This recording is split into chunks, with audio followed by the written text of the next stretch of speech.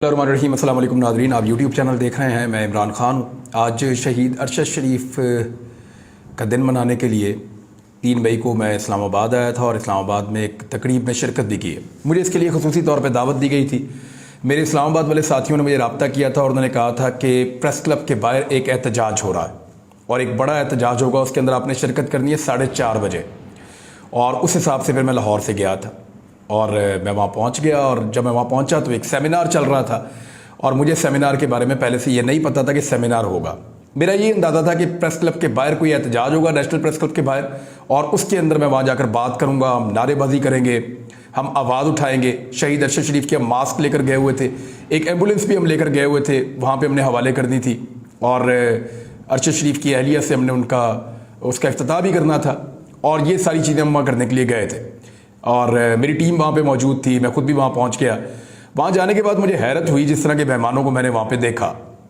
लेकिन इसके बाद मैंने ये मुनासिब समझा कि जितने सवालात यहाँ पे उठाए जाएं, ना सिर्फ उसका जवाब दिया जाए बल्कि यहाँ पे डट कर बात भी की जाए और मौक़िफ़ वो वाला जो शहीद अरशद शरीफ का मौक़िफ़ था और जो हमारा मौक़िफ़ है उसको सामने रखा जाए। रखने के लिए मैं वहाँ बैठ गया और मैंने ज़ब्त का मुज़ाहरा किया, क्योंकि बाद औक़ात कुछ आवाज़ें आपको पसंद नहीं होती, उनकी बात भी आपको पसंद नहीं होती, लेकिन इसके बावजूद आपको बात सुननी पड़ती है क्योंकि आपने अपनी बात करनी होती है। जब जावेद लतीफ़ ने तकरीर की, जावेद लतीफ़ को आते हुए देखकर मुझे बहुत हैरत हुई। मेरे जाने के बाद वो वहाँ पे आए और जिस तरह उनको वहाँ पे तकरीर करने का मौका दिया गया, मुझे मज़ीद हैरत हुई। फिर जावेद लतीफ़ साहब ने वहाँ पे तकरीर की, उस बीच में कोई एहतजाज नहीं हुआ, लेकिन जब वो चले गए तो उसके बाद नौजवानों ने एहतजाज किया। रिजवान ने एहतजाज किया, ज़ुबैर ने एहतजाज किया, कुछ और नौजवान वहाँ पे मौजूद थे, उन्होंने एहतजाज किया। और वहाँ मौजूद जो PFUJ के लोग थे या प्रेस क्लब के लोग थे, उनके साथ तकरार शुरू हो गई और ये नौजवानों को बाहर निकाला गया। मैंने उसी वक्त माइक लिया और माइक के ऊपर बोलना शुरू किया कि हमने बहुत कुछ बर्दाश्त किया है, हम ये भी बर्दाश्त कर देंगे, मत जाओ, रुक जाओ, हम अपनी बात करके जाएंगे। लेकिन वो नौजवान बाहर चले गए और मैं भी बाहर चला गया। इवन इसमें धक्कम पेल भी की गई उन नौजवानों के साथ भी और दूसरे लोगों को लगता है कि उनकी तरफ से, लेकिन मैं बाहर गया और मैं जाके उनके साथ बात करता रहा। मैंने भी वो स्टेज छोड़ दिया और बाहर चला गया। मैं भी चला गया था, सिद्दीक जान साहब भी थे और दीगर कुछ और सहाफ़ी भी थे, समी इब्राहिम साहब भी थे, कुछ और सीनियर सहाफ़ी भी थे, ये सारे बाहर आ गए थे। वहाँ पर जाकर हमने बातचीत की नौजवानों के साथ और ये सारे नौजवान मेरे साथ ही काम करते हैं, छोटे भाइयों की तरह। इस्लामाबाद जब भी आते हैं तो एक साथ खाते पीते हैं। तो मुझे उन्होंने कहा जी हमें बड़ा दुख हुआ है ये सारा कुछ देख के। मैंने कहा दुख तो मुझे भी हुआ है, लेकिन क्या हमें इस जगह को यूं छोड़कर चले जाना चाहिए? अंदर शहीद अरशद शरीफ की फैमिली भी बैठी हुई है, क्या हमें बात किए बगैर जाना चाहिए या यहाँ पर बात करनी चाहिए? तो वहाँ पर यह तय हुआ कि हमें बात करके जाना चाहिए और हमें अपनी बात यहाँ पर डट कर सामने रखनी चाहिए जो हम कहना चाहते हैं। और उसके बाद फिर हम लोग वापस गए और सब लोग वापस गए, कोई भी बाहर नहीं रहा, बल्कि मैंने वहां पे इंतजामिया को कहा कि सब वापस जाएंगे और बैठकर सब लोग सुनेंगे। और फिर हम लोग वापस गए, वापस जाकर अंदर बैठे, फिर दोबारा मुझे बात करने का मौका मिला और फिर मैंने पूरी बात की। बात का खुलासा यह है कि हमें सियासतदान नहीं मार सकते। मैंने ये भी बताया कि जावेद लतीफ़ ने एक प्रोग्राम किया था जिसको आपने बुलाया और वहां पे इसने उकसाया था मेरे खिलाफ मुकदमा दर्ज करने के लिए। उसके बाद मेरे पे पहला मुकदमा दर्ज हुआ था। मैंने ये भी बताया कि अरशद शरीफ की ट्रोलिंग किसने की थी। सियासी जमातों के लोग तो एक दूसरे की करते हैं, सहाफ़ियों की। सहाफ़ियों ने अरशद शरीफ की ट्रोलिंग की थी, वो पाकिस्तान से बाहर गए थे। मैंने ये भी बताया कि सियासतदान हमें नहीं मार सकते, इनकी ये औकात ही नहीं है, ये इस काबिल ही नहीं है। हमें मारा एस्टेब्लिशमेंट ने और हमेशा एस्टेब्लिशमेंट मारती है और वही सबको मारते हैं। पहले भी वही मारते थे, आज भी वही मारते हैं। अगर किसी ने इकट्ठे होकर कोई जिद्दोजहद करनी है तो उनके खिलाफ करो जो सबको मारते हैं। उसके बाद फिर हम लोगों ने बाहर एहतजाज किया और एक मुजाहरा भी हुआ। तो ये सारा आज का था, दिन की एक्टिविटी मैंने सारी आपके सामने रख दी है।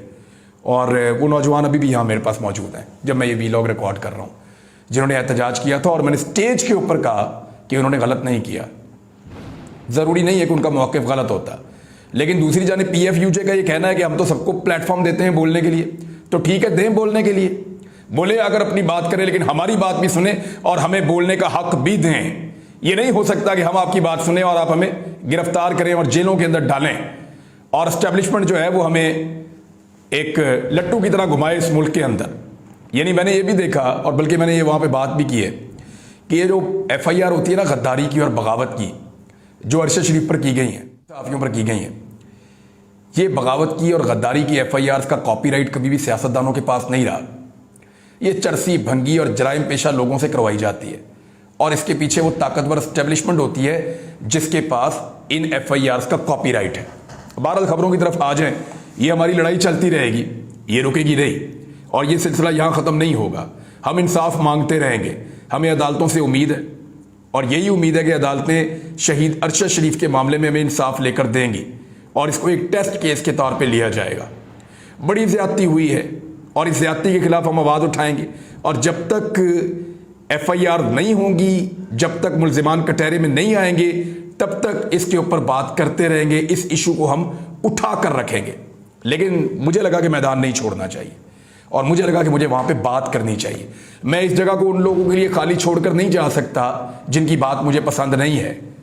ऐसा नहीं है कि सबकी पसंद नहीं थी, कुछ लोगों की पसंद नहीं है, कुछ लोगों के चेहरे मैं अच्छी तरह जानता हूँ, उन लोगों ने हमारा मजाक उड़ाया, अच्छी तरह जानता हूँ कि उन लोगों ने मेरे साथ क्या कुछ किया, लेकिन इसके बावजूद वहाँ बैठकर मैंने बर्दाश्त किया क्योंकि मुझे अपनी बात करनी थी।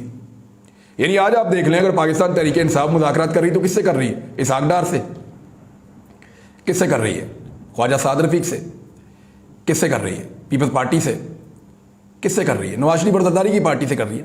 आपको अगर अपनी बात सामने रखनी होती है तो आपको फोरम नहीं छोड़ना, आपको मैदान नहीं छोड़ना, वहां पे बैठकर आपको अपनी बात मुकम्मल करनी है। मैंने वही किया जो मुझे ठीक लगा, बाकी जिसकी जो मर्जी है वो बात करता रहे। अब आ रहे हैं पाकिस्तान तहरीक इंसाफ के बारे में। मैंने आपको रात को बताया था कि वो रिपोर्ट लिखेंगे और जमा करवाएंगे। उन्होंने सुप्रीम कोर्ट ऑफ पाकिस्तान को रिपोर्ट लिख दी है और जमा करवा दी है। अब देखना यह है कि चीफ जस्टिस ऑफ पाकिस्तान इस मसले को कब उठाते हैं। इस मसले को चीफ जस्टिस ऑफ पाकिस्तान कल जुमेरात है, कल उठा सकते हैं, परसों उठा सकते हैं जुमे वाले दिन, या मंडे को उठा सकते हैं, लेकिन इसको पहली फुर्सत में उठाना चाहिए क्योंकि 14 मई को तो इलेक्शन होना है उनके फैसले के मुताबिक। अब तहरीक इंसाफ ने क्या लिख कर दिया, जो मैंने आपको चीज़ें बताई थी उससे मिलता जुलता ही है, क्योंकि रात को मेरी बात हुई थी कुछ सोर्सेज से, तो जो इन्फॉर्मेशन उन्होंने दी थी उसके मुताबिक ही है। उन्होंने कहा 14 मई को इंतखाबात का इनेकाद लाजिम है। अदालत उज़्मा ने 19 अप्रैल को अपने हुक्मनामे में सियासी जमातों के दरमियान मुज़ाकरात के जरिए इंतखाबात के इनेकाद के लायामल की तैयारी की तजवीज़ दी थी। तहरीक इंसाफ ने अदालत में करवाई गई यकीन दहानी की रोशनी में मुज़ाकराती टीम बनाई और टीम के लोगों के उसके बाद उन्होंने नाम लिखे और उन्होंने कहा जमीयत उलमा इस्लाम फजलुर रहमान के अलावा बाकी PDM की सारी जमातें और पीपल्स पार्टी वगैरह ने मिलकर काफ लीग ने भी अपने नुमाइंदे नामजद किए थे। फिर उन्होंने कहा कि PDM की कमेटी वजीर खजाना इसहाक डार के ज़ेर निगरानी थी, फिर बाकी लोगों के उन्होंने नाम लिखा और फिर उन्होंने कहा पूरी नेक नियति से हम लोगों ने मुज़ाकरात किए 27, 28 अप्रैल और 2 मई को, और इस बातचीत के नतीजे में फ्रीकैन के दरमियान 3 नुकात पर इत्तफाक राय हुआ था और इसमें कहा गया कि फ्रीकैन मुतफ़िका तौर पर समझते हैं कि सियासी जमातों के दरमियान मुज़ाकरात अहम हैं और तनाज़ात का हल सियासी जमातों के पास है। नेक नियति से बातचीत और ऐसे हल की दरियाफ्त की कोशिश करेंगे जो आवाम के हक में हो और आइन और कानून के दायरे के अंदर हो। फिर यह कहा गया फ्रीकैन के माबैन इत्तफाक हुआ कि बातचीत को ताखीरी हरबे के तौर पर इस्तेमाल नहीं किया जाएगा, ये मैंने आपको पहले भी बताया था।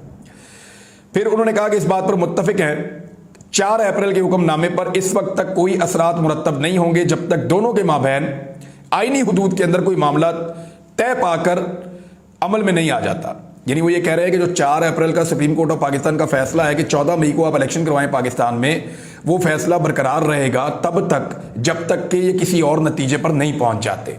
ये चीज़ तय पा गई थी, अब ये आपको कहीं रिपोर्ट नहीं हुई। इसके अलावा तहरीक इंसाफ ने यह बताया कि इब्तदा में समझती थी कि असम्बलियों के 90 रोज़ में इलेक्शन मुनक्कद होने चाहिए।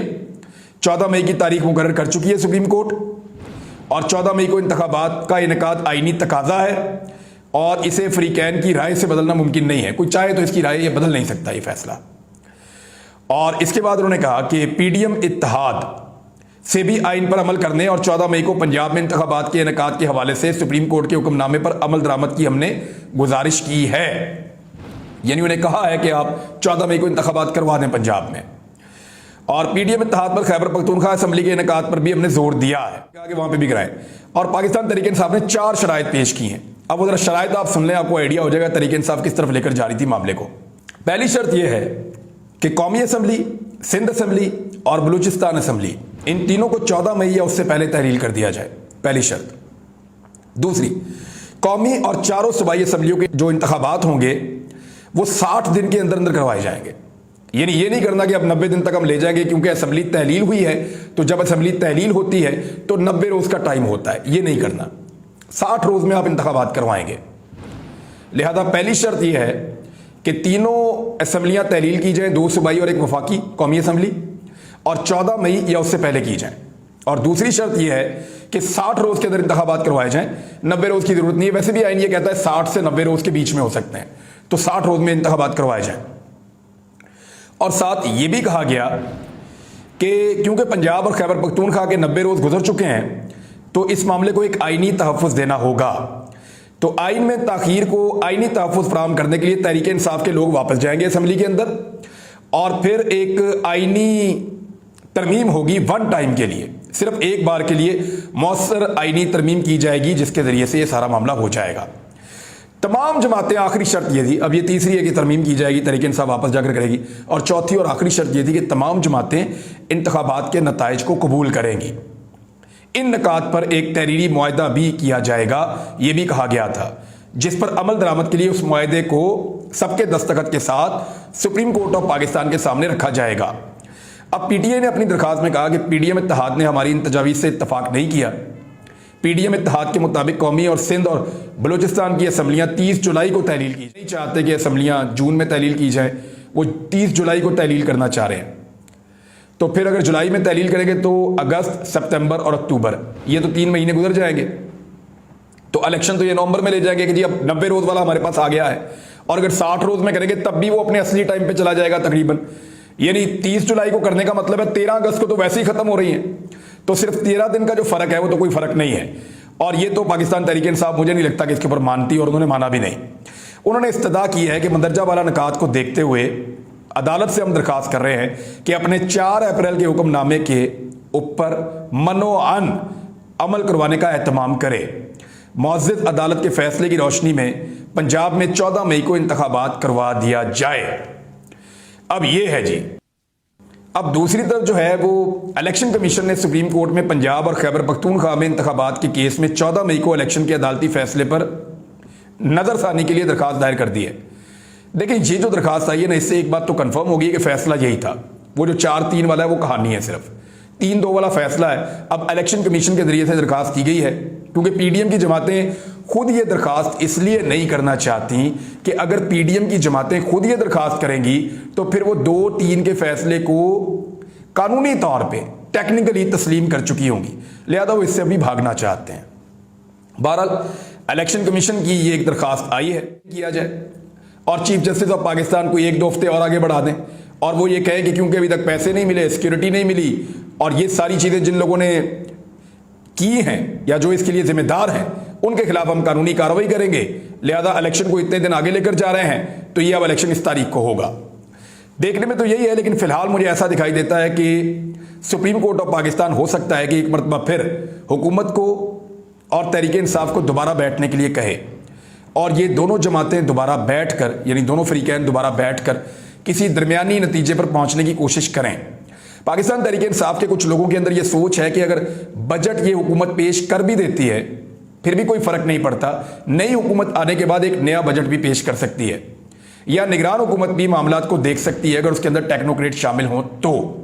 बहरहाल उस बजट की कोई अहमियत नहीं रहेगी कि अगर बजट के फौरन बाद ये असम्बलियाँ तहलील कर देते हैं। फ़र्ज़ कीजिए बजट पेश किया 10 जून को या 12 जून को या 8 जून को, और 15 जून को असम्बलियाँ तहलील कर दी, तो पाकिस्तान तहरीक इंसाफ के अंदर कुछ लोगों का ये मानना है कि वो बजट इंप्लीमेंट होने से पहले ही हुकूमत क्योंकि तहलील हो जाएगी, तो निगरान हुकूमत आकर चीज़ों को रोक सकती है। ऐसी चीज़ जो पाकिस्तान की इकॉनमी के खिलाफ जा रही हो उसको होल्ड किया जा सकता है, और फिर नई आने वाली हुकूमत जो है वो एक सप्लीमेंट्री बजट या एक भरपूर बजट दोबारा पेश कर सकती है। इसमें मिफ्ता इस्माइल साहब ने भी एक स्टेटमेंट दिया। 21 अरब रुपए आए जो सुप्रीम कोर्ट ऑफ पाकिस्तान ने कहा है जी दें इनको। मिफ्ता इस्माइल साहब कह रहे हैं हुकूमत इलेक्शन के लिए 21 अरब रुपए तो क्या 35 अरब रुपए भी दे सकती है। अब मिफ्ता इस्माइल साहब साबिक वजीर ख़जाना है, उनके पास तो इन्फॉर्मेशन होगी, अगर वो कह रहे हैं तो फिर हुकूमत दे सकती होगी। दूसरा, ऑल पार्टी कॉन्फ्रेंस भी कर ली है ANP ने, पाकिस्तान तहरीक इंसाफ ने उसमें शिरकत नहीं की और मेरे ख्याल में उनका अक्लमंदी वाला फैसला था, क्योंकि उनके सारे मुखालिफिन को इसके अंदर बिठाया गया था और ऑल पार्टी कॉन्फ्रेंस ने वही कुछ किया, अदालतों के खिलाफ, इदारों के खिलाफ, जो कुछ वो पिछले काफ़ी अरसे से कर रहे हैं।